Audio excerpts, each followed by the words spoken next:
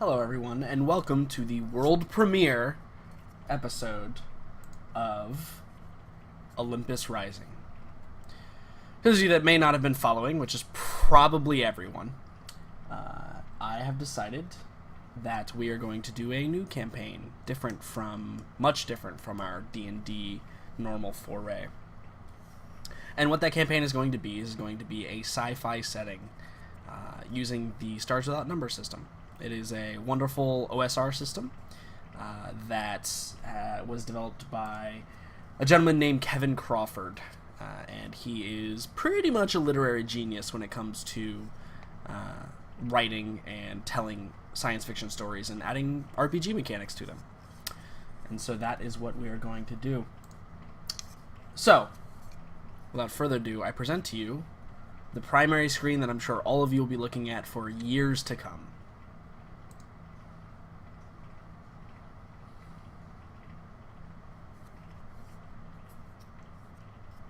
So, as you all can see, what we see here is a map of what we're doing. So, this map represents the world that our characters exist in. You can see on the left-hand side here, there is many different star systems that our adventurers can explore. There's many star systems that have not been explored yet that our adventurers can work to achieve to finding out the mysteries of the galaxy.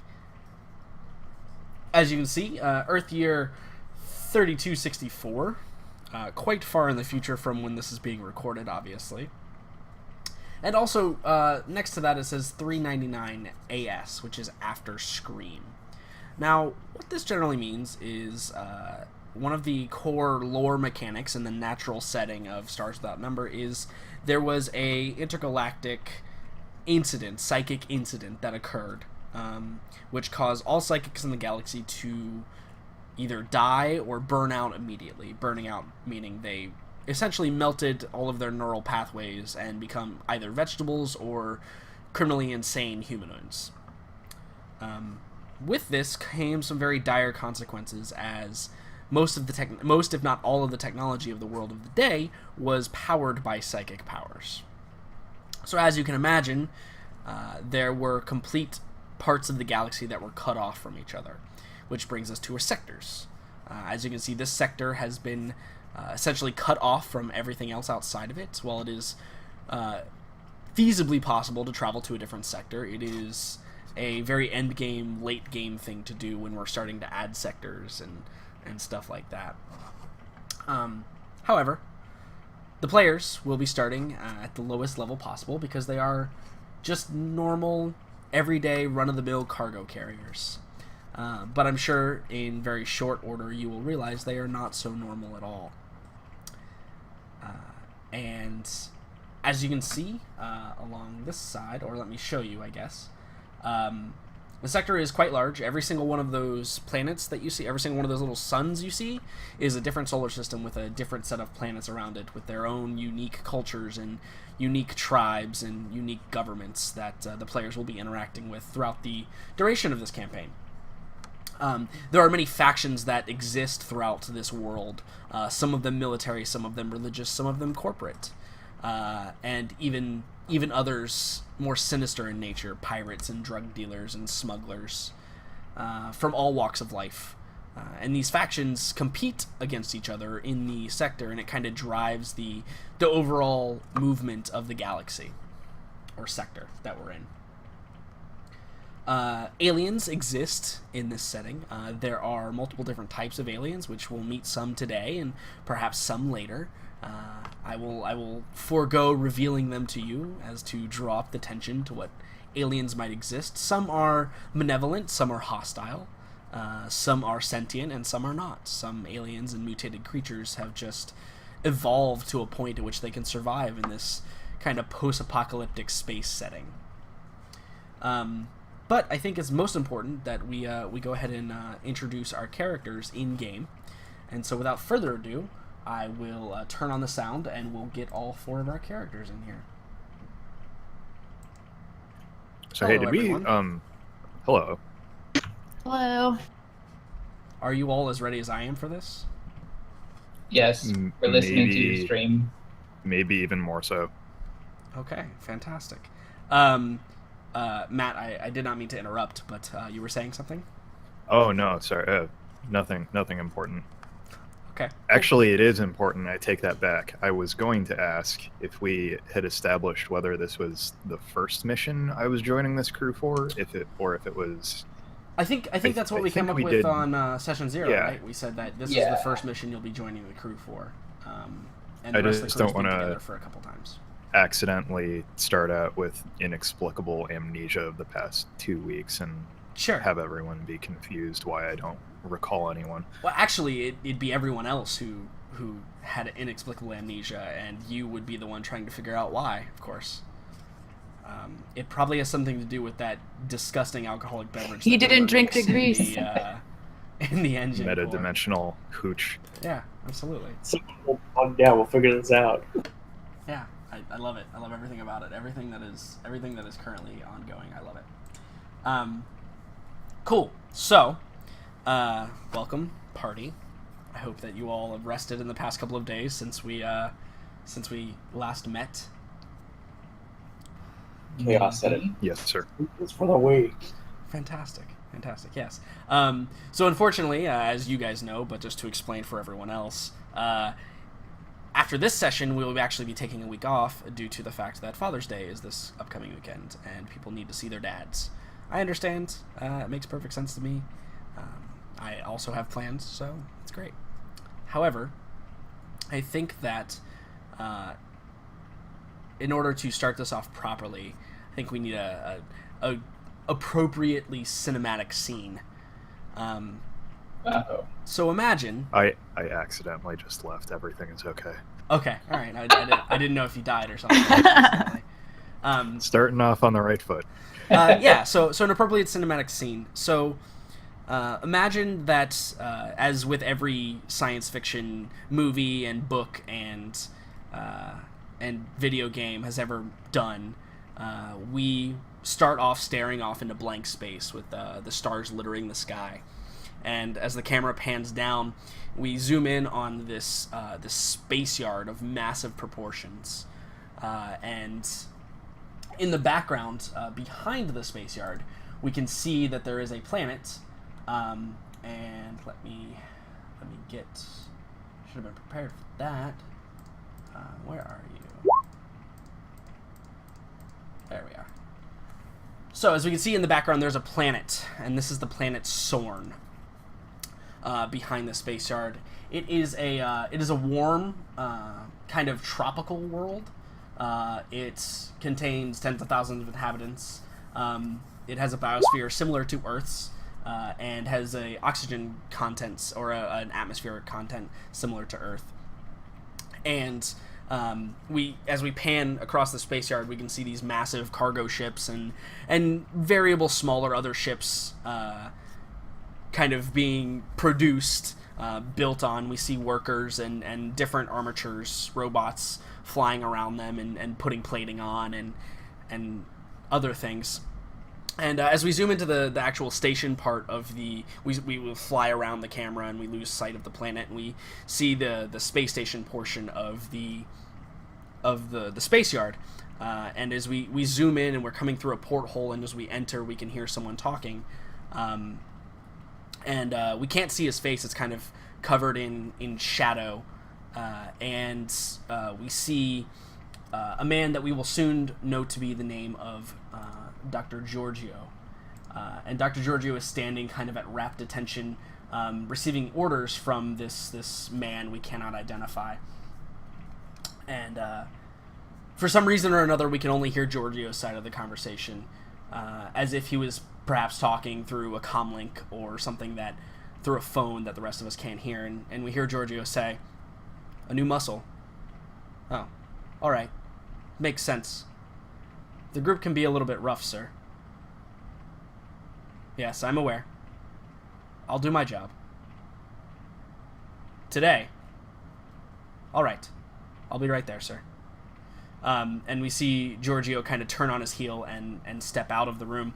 And we see the figure kind of move to the porthole that we flew through as we've been kind of flying around the room. As he glances out of the porthole, and on his back he's wearing this red kind of like not robes but long overcoat, and it has a symbol on it which is the same as the I didn't actually put the Westwind symbol of corporation up here.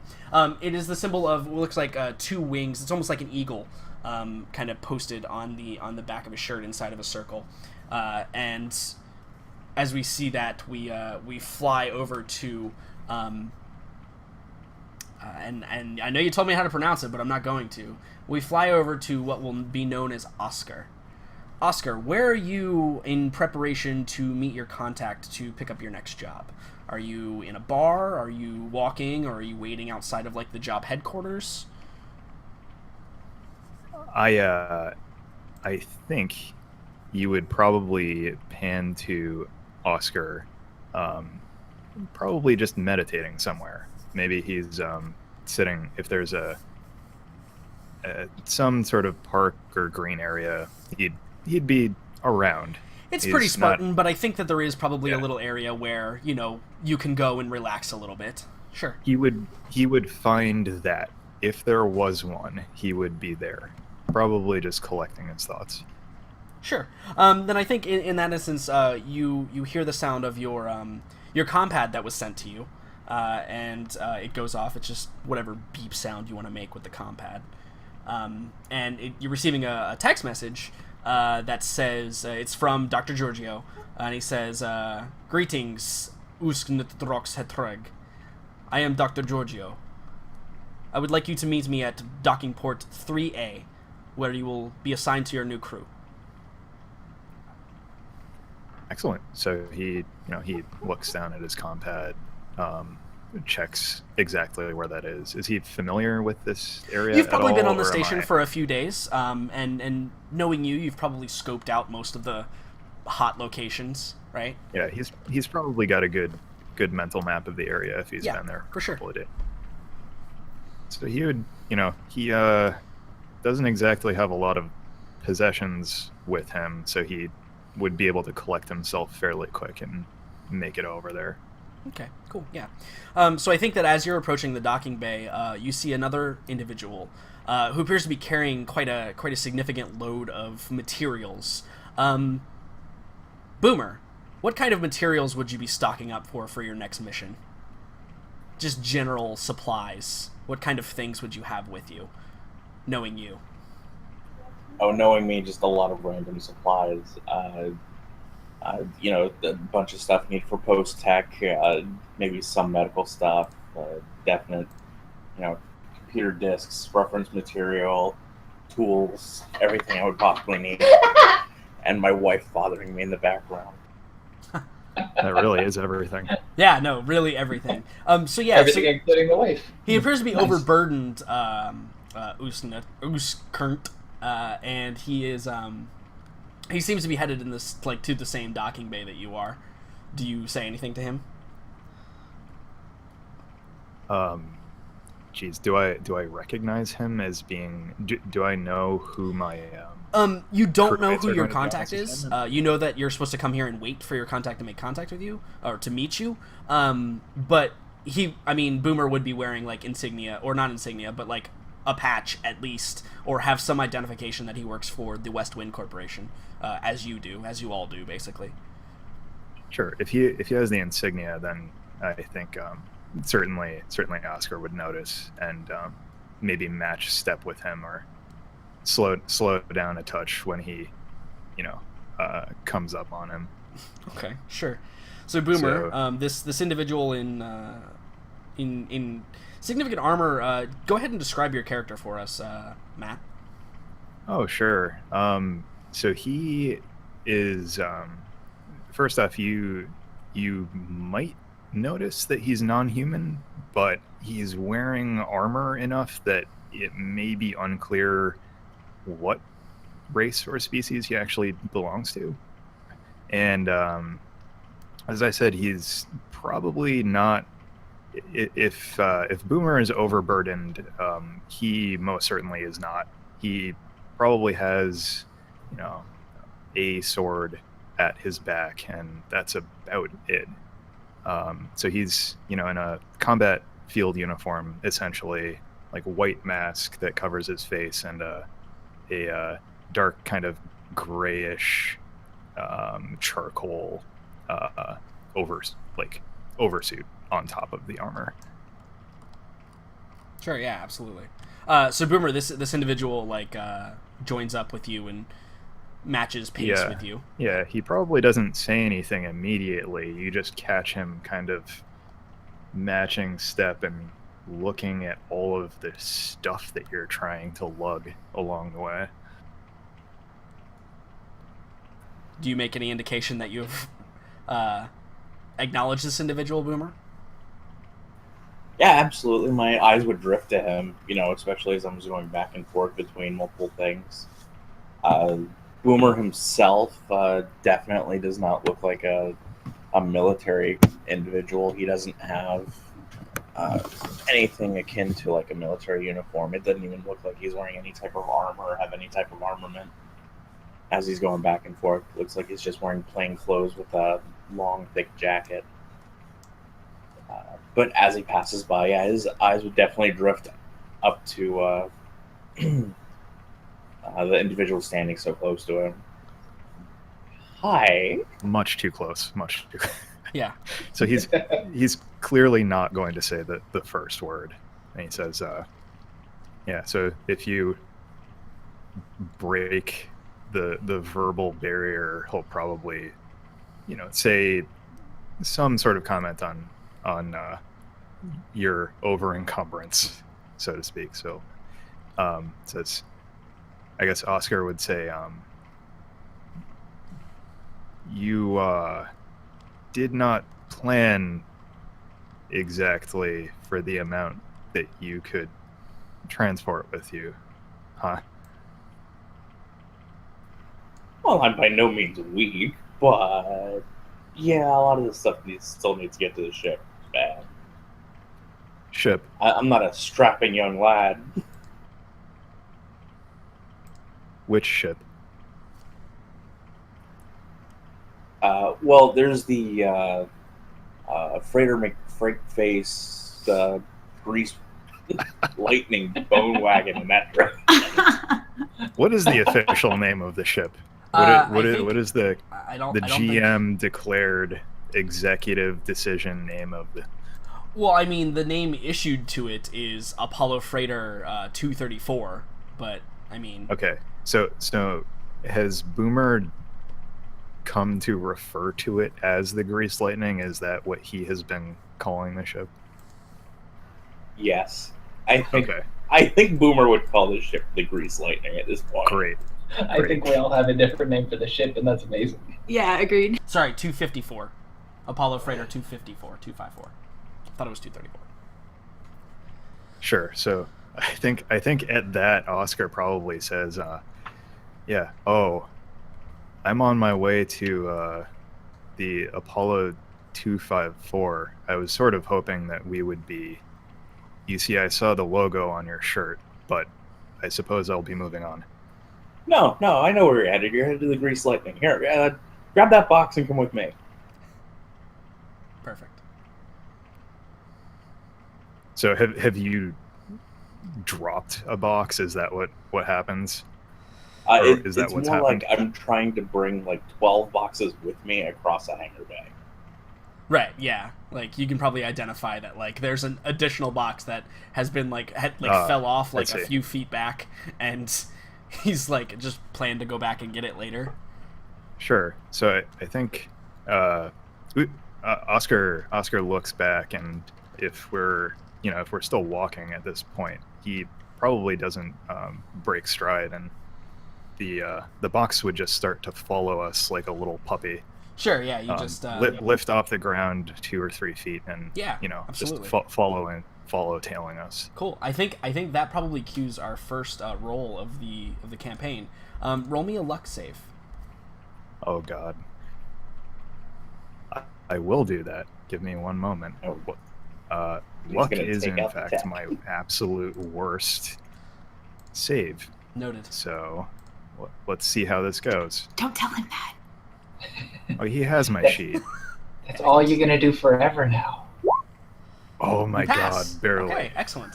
Thank God. So no one seems to take notice of the box that's just floating behind you guys, while you guys make it over to the hangar bay number 3A, and the doors slide open, and I think you guys enter through the hangar bay and they shut behind you, and you can hear the pressure from the inside to the outside kind of restabilizing, and this is the first time you get to look at the Apollo 254, aka Grease Lightning.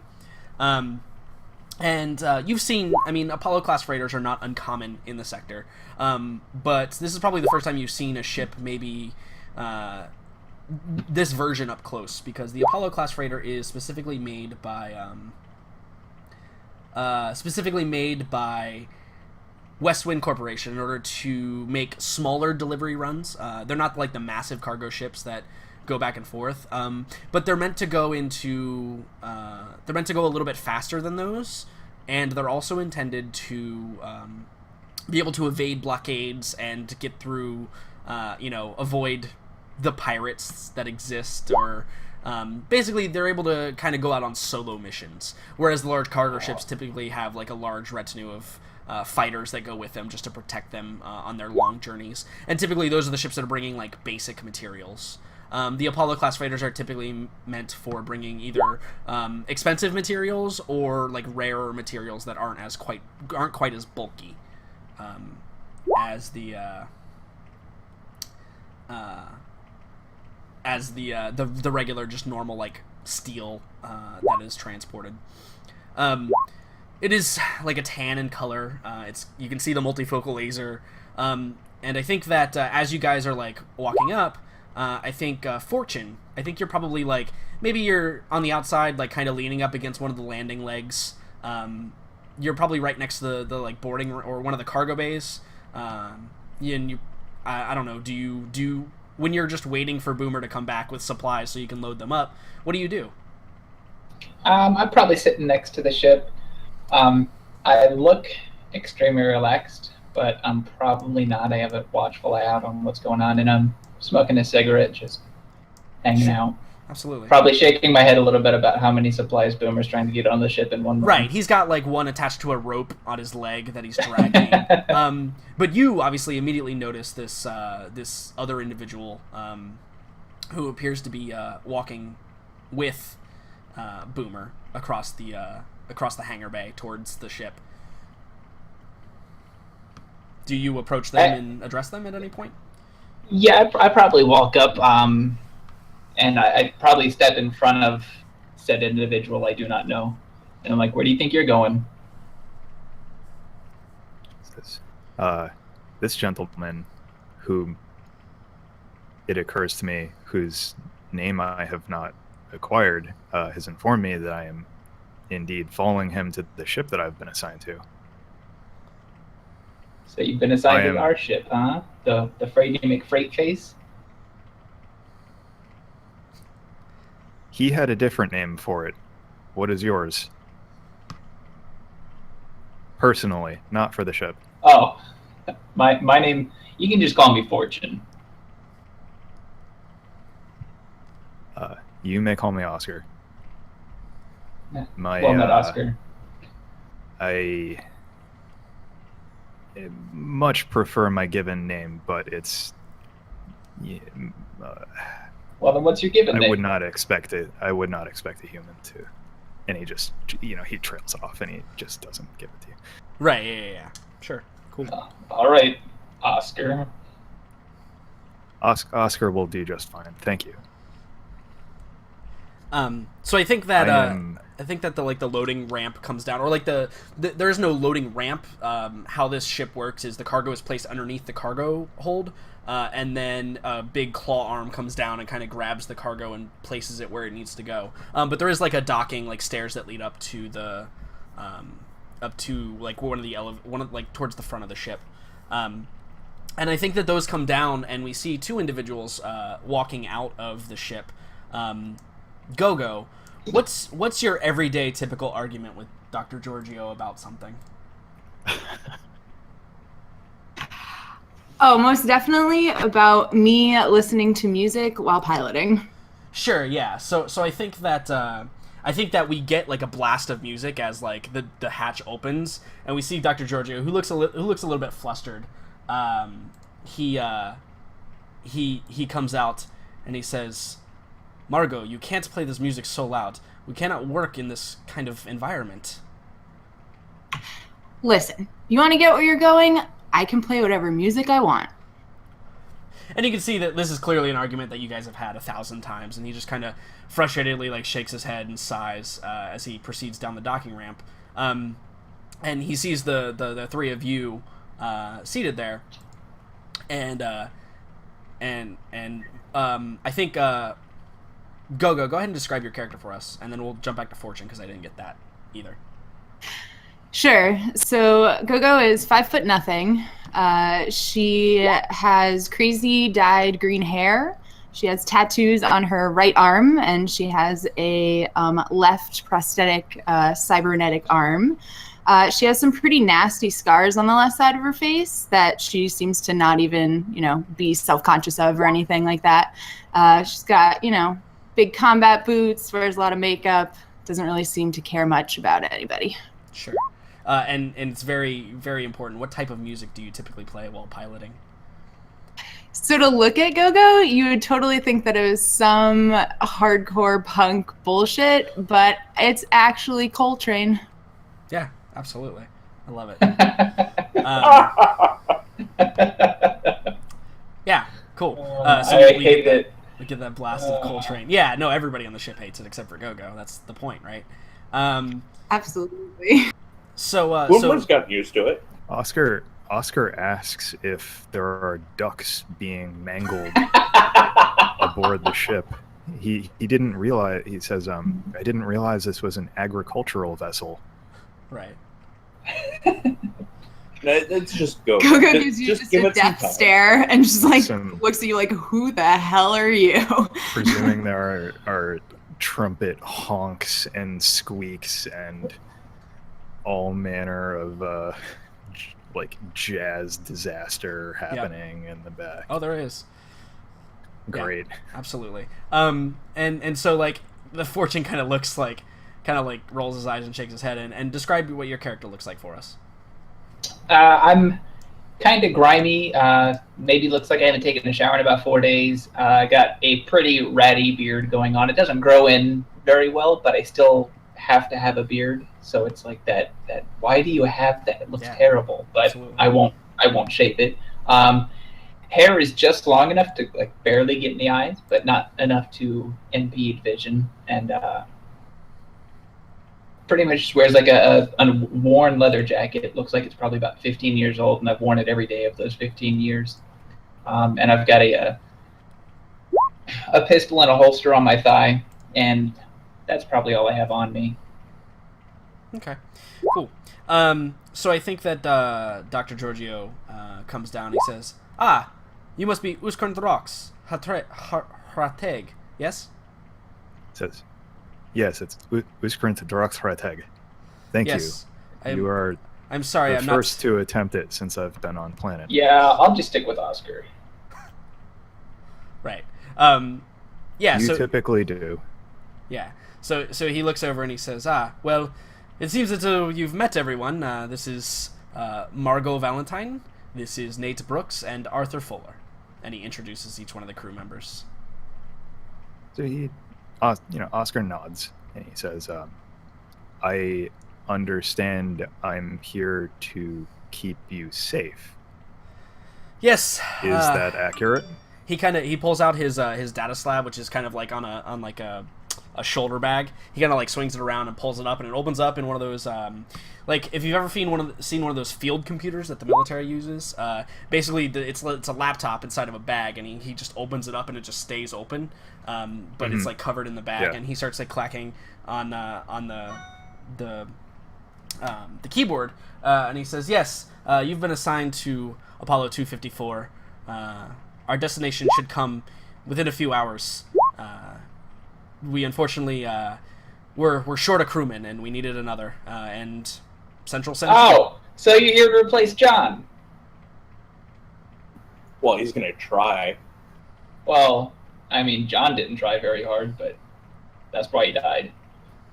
Okay, Oscar, codename John Point 2. May I ask what happened to John? It wasn't pretty. Got his Death. head blown off. Death seldom is. Yeah, so In all fairness, we told him to move and possibly duck, but He wasn't the brightest. Again with the ducks. yeah, absolutely. So yeah, let's explore that for a second. So John was your previous crewman. Where did he die? Was there a specific mission you guys were doing? What is the story behind that? Well, it Was was a this- relatively easy mission. That Was this friendly fire? It sounds like this was friendly fire. it was not. Well, I don't think it was friendly fire. Easy mission made complicated by would-be pirates, but they didn't make it, and neither did John. But we got out. Yeah, so would-be pirates would most likely have been, if they're would-be pirates, they're actually probably unknown. They probably don't have a faction or a name.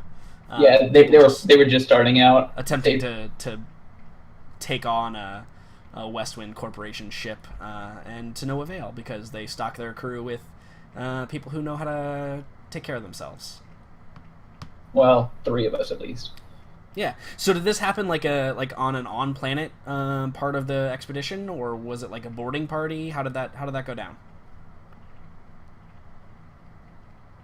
Anyone? I'm I guess thinking- I'll stick with the story. I'm thinking it happened on the ship. We got boarded. Firefight ensued. John took a shot to the head, and we all survived because of explosive decompression. Okay, sure. So do you just for the sake of it, is this what you're relaying to Oscar? Like, do you say that all to him, or are we just establishing this? I think at the moment we're establishing it. Establishing Okay. it, and what we discussed earlier is probably what Oscar would know. Sure. So you don't give Oscar the literal gory details. You just say that John was not cut out for this line of work and move on. Well, I think you know that John got shot in the head. I think Gogo established that, but you don't Okay. know why, Okay. how, or by who. Yeah, and she wouldn't elaborate. Sure. Cool. I think in true Grease Lightning crew fashion, each of us are going to have a different story of how this happened. Oh yeah, for sure. Eventually, he might feel inclined to get those stories, but for now, I think Oscar just nods and says, "Good. I hope to do better." Well, so do I. So welcome to the ship, and I walk on. Yeah, cool. And I think that Dr. Giorgio probably looks at you, Uzkurnt, and he says, "Well, follow me. I'll show you to your quarters." He nods and follows. and I you think move over to the ship. Ooh. So yeah, he shows you to one of the rooms. I think we all know which room Margot has. That's pretty much the only one that has been claimed. But he shows you to one of the many rooms on the ship, and generally he gives you a tour. Would you have had any reason to be inside of an Apollo freighter before? Numbers of times. Sure, yeah. This one is fairly standard. It has the 3 cargo holds, probably hold approximately about 60 tons of material. It has a standard med bay, standard relaxing area. All in all, for space travel for a small group, it's actually pretty luxurious. There's almost certainty that pirates don't travel in this amount of lavish, but they also don't have 60 tons of cargo weighing them down either. So there's different rooms. It's not necessarily a passenger liner, so it is a little bit grungy, a little bit dark, but it is your typical Apollo freighter. You do notice though that the cockpit actually has it's only got 2 stations. It's got the driving station and it's got the communication station, which is a little bit different. A lot of the Apollo classes actually have 4 stations. This one in particular though only has 2, and then it's got the rest of the consoles, like the firing console and stuff, are along the walls. For other people to to use. It's unclear as to why that particularly is. If you inquire more about it, it may be able to be revealed to you. But overall, it's a pretty nice ship. It's Apollo class freighter, man. That's like I said, kind of luxury for small party travelers. So, as you guys get in and get settled, maybe like an hour or two passes, and Dr. Giorgio pages everybody to come to the conference room, which is here in the right above Margot's room. I assume you all go when he pages you. Oh, See. yeah. Yeah. Yeah. I'm trying to go there. I'm not gonna hole up in the mess hall and Right. ignore. Yeah, I orders. mean, you never know. Margot's probably a few minutes late. Sure, yeah. Even though, like, you can clearly be heard in your room, like, right next door. Oh yeah. Yeah. It's clear, like, so the three of you are, like, sitting around the table, and, like, there's this awkward kind of silence where Dr. Giorgio is simply just, like, typing on his data slab and, like, preparing who knows what. And then Margot finally comes in. Is there a reason why my character token can't get inside the ship? Probably because the... Same. Probably because the... Because there are walls. yeah, It's the because hull of there a are spaceship. walls. Wait, Of course hold you on. can't. Hold on. Okay. Alright, you should be able to get in now. Where's the entry door? Okay. You should be able to get in now. I fixed it. I had to unrestrict movement. So yeah, so you all enter, and Dr. Giorgio looks and he goes, "Alright, listen up, guys. We're gonna be traveling..." What the... Hold on, I just did something real bad. Hooray! I mean, oh no. Never mind, I fixed it. It's fixed. It's unfucked. Hooray! So yeah, he looks at you guys, and he says, "Alright, we've got our orders. We're traveling to Eurymedon. It's a gas planet. Sector, or it's in 103, the Prevej system. Which, for those of you that don't know, also contains the Haldis system and the Davino system. Or the Davino planet. It's planet Davino and the planet Haldis. And he says, looks like we're picking up some material. It's a mining colony of some sort. It's some type of rare mineral. We're to grab it and bring it back here."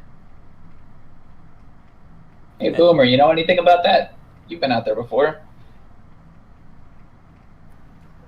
Oh yeah, this is pretty typical actually.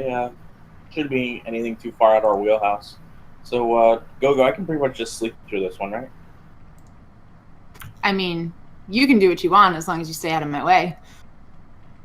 I know how it works. I'm glad we're clear. I think at this point, after absorbing a little bit of this, at the next quiet moment, the next break, Oscar asks, "So, who is in charge?" Go. I think everybody answers in unison. Go. Go. She just nods. I think Dr. Giorgio kind of shakes his head a little bit and he says, "Well, in charge of the ship, that's your own business. I'm just the handler. I'm the one that pays you. I'm the one that gives you jobs. Other than that, I'll try and stay out of your way and make sure you don't die." Ah, a fixer. I see. Yeah, he accepts this. This Sure. is Yeah, sure. So then I think he gathering information. Yeah. He looks around and he says, "Well, as you guys know, quicker the job gets done, quicker you get paid, and also, money deducted for time spent outside of the norm, at least."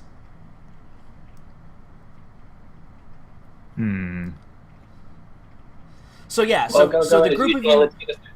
The group of you probably know that generally you guys get a percentage cut of whatever the cargo you're hauling for the West Wind Corporation, but that percentage cut is lessened by extension of days or like any delays or any particularly like bad screw-ups with the cargo, if any of it's corrupted, obviously, or destroyed in any way. Generally, that's how it works, and you get paid upon return. Like, you won't get paid half now, half later.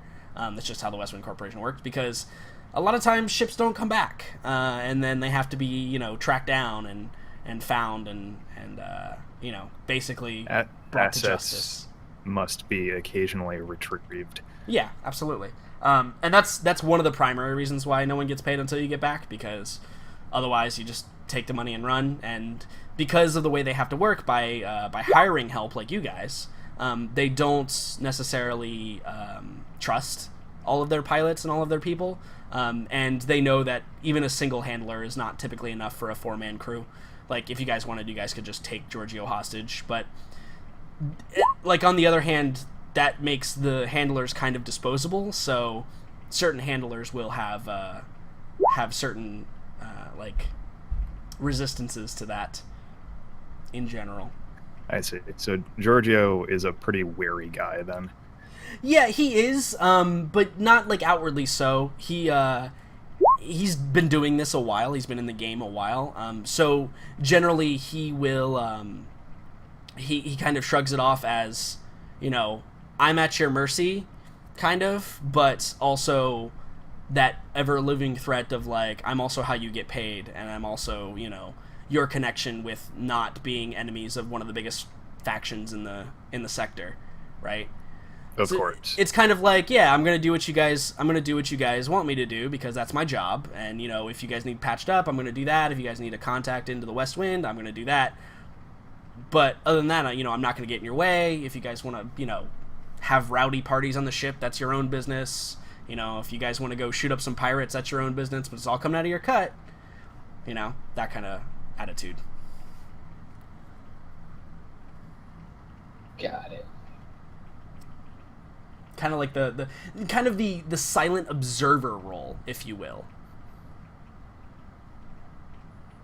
Cool. He's the playground monitor. Yeah. He'll overlook a lot of things short of just blatantly murdering people that aren't deserving of being murdered, like pirates and scum and villainy. Right. Not ignoring that would only make his job much more difficult. Right, exactly. Because, anything tied to the Westwind Corporation comes back on him from you guys. But, hey, right. I wasn't there, boss. I was doing my job on the ship. Mm-hmm. Cool. So we have mission parameters now. Indeed. Is there anything else that Giorgio has to inform us of, or are we going to set out from here?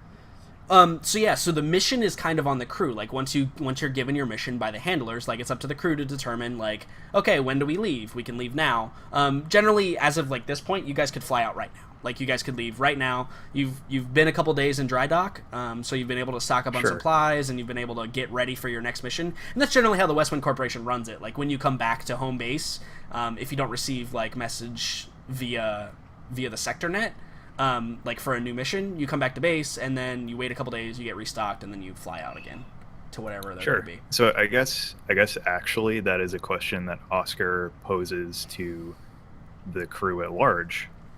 So Oscar asks, so when do we leave then? That's up to Go-Go. She kind of looks at Oscar, and she goes, yeah, it's up to me when I decide we leave. So, let's see. Maybe 20 minutes? I got a couple things to do first. Boomer's gonna lean into Oscar. Okay, here's the trick. You have to wait until the track changes. Give it about 10 seconds. If the next song starts playing at an even volume, we're fine. We're probably gonna be here for another song. But if it suddenly gets really, really loud and there's a crashing of cymbals, hold on to something. He nods. You just a simple nod. Just a little courtesy nod. Cool. Yeah. So Go-Go, what are you going to do for the next 20 minutes since you have stuff to do, as you said? Oh, no, I'm just making them wait around. Oh, okay. Yeah. So you're going to go in and make sure your hair's did, and... Oh yeah, make sure everything's organized in my room and Sure. everything's all set. Or we could, yeah. You probably do not get the sense that Oscar.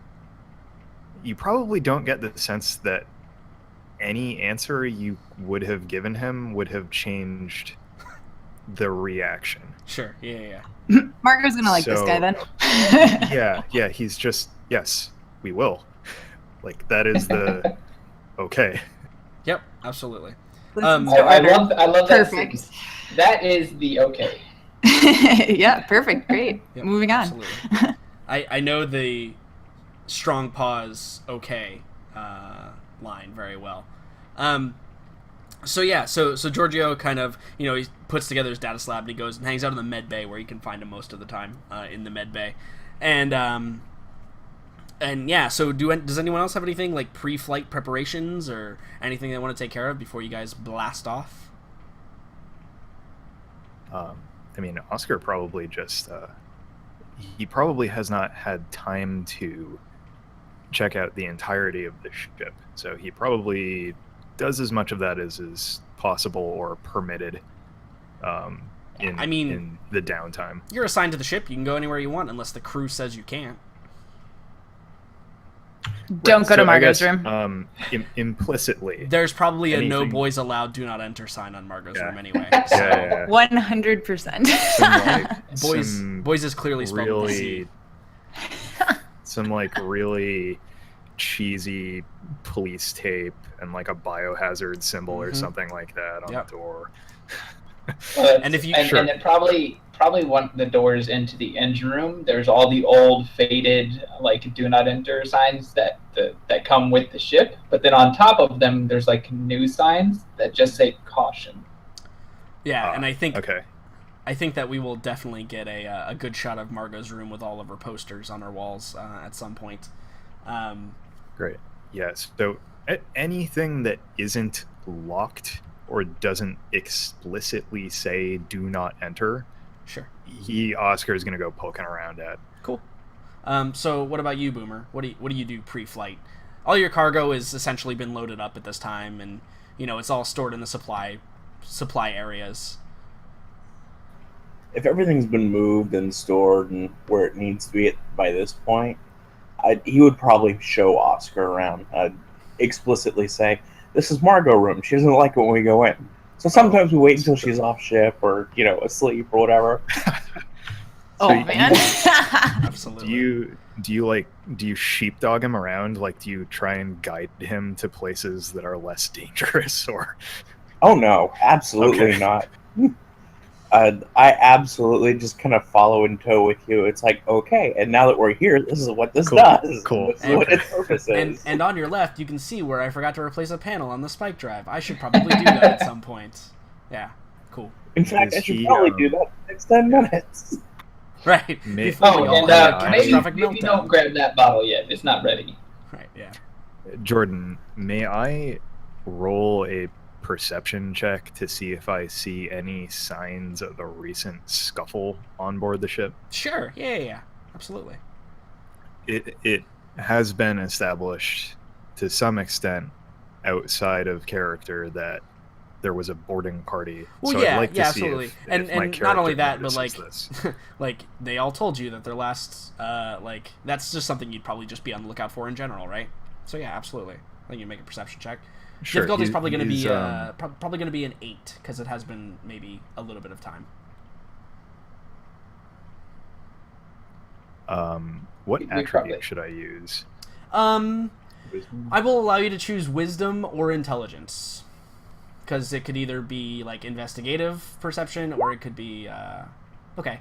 So you don't succeed, but you get pretty close. Okay. I think that there are signs that battle has taken place on the ship, ever, right?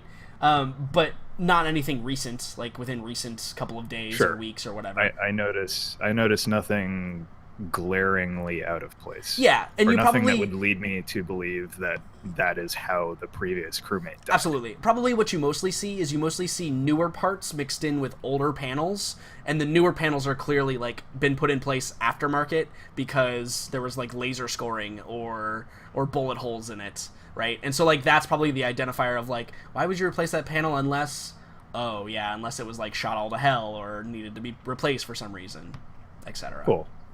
So he gets the sense that this ship has seen some shit, Yeah. but Yeah, he absolutely. can't pin anything down. Right, Cool. we don't know about boomer accidents yet, though, so it's fine. Some boom booms. I would like to point out as we're walking and I'm just describing and discussing, maybe once every 15 to 30 minutes, you would just take me to see like a very small swig from a flask that's inside my deck. Sure, yeah. Cool. What about you, Fortune? What are you doing while this is all going down? You walking with them? Do you go prepare your stuff? What do you do? No, I'm probably doing my own thing, but I probably should have asked this in session 0. And I think we went over it briefly, but which parts of the ship are what? Okay, Again. yeah, real easy. So, obviously, you know where the cockpit is, and then the two... Correct. The next like link down on the chain is the 2 Mhm. elevators that can go up or down. The right hand part of the ship is the upper layer, by the way. Okay. Below that, on the lower layer of the ship, that's the med bay on the left, and then the first cargo hold number 1 on the right. Below that is the just like kind of living quarter area, and then on to the right of that, it's more living quarter area, but also the cargo bay number 2. Then more elevators, and then the spike drive is actually in the lower portion back there in the back. And then on the upper level, the first link below the elevator is like the cantina, like kind of lounge area, just for relaxation purposes. And then below that, the thing on the left is that's where the auxiliary power supply is, that big blue circle thing. That's what, because the ship requires a lot more power than just the spike drive can provide, so it actually has to have a separate power source because of all the weapons and like all that other stuff on it. And because the spike drive is actually a spike drive 2, which is more advanced than the typical everyday spike drive 1, so it requires a bit more power. And then cargo bay number 3 is that upper level, and then the other elevator. Okay. I should label it. That should probably be smart. I might do that in the future.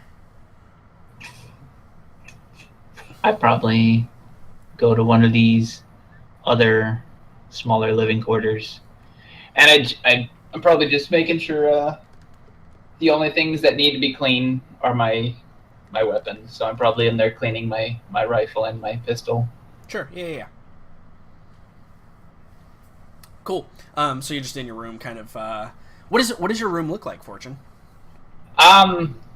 Bare, basic. I've got a backpack in the corner ready to go, and probably just a sheet and a blanket on the bed with a pillow. Bug out bag. Yeah, pretty much. But there is a spot for the rifle on. There's probably like a table on one wall, and there's a rifle stand on there and a pistol stand. Cool. That keep them secure no matter what's going on with the ship. Yeah, absolutely. Are these are they like grab devices that hold them in place, or are they actually like physical stands? Probably physical stands. He's not. Arthur's not huge on technology. If he doesn't understand how it works, he doesn't really care to use it, because then he can't fix it. So cool. Yeah, sounds good. Awesome. So 20 minutes pass, and Margot, it's about the time that you said it's time for time to head out. Boomer's room is purple. It is. So Margot, do you let everybody know that like, hey, it's time to take off and head up to the cockpit? You just hear the volume of the music get louder, and that cues people to know that we're heading out. Sure, yeah, absolutely. Sounds great. Hopefully Oscar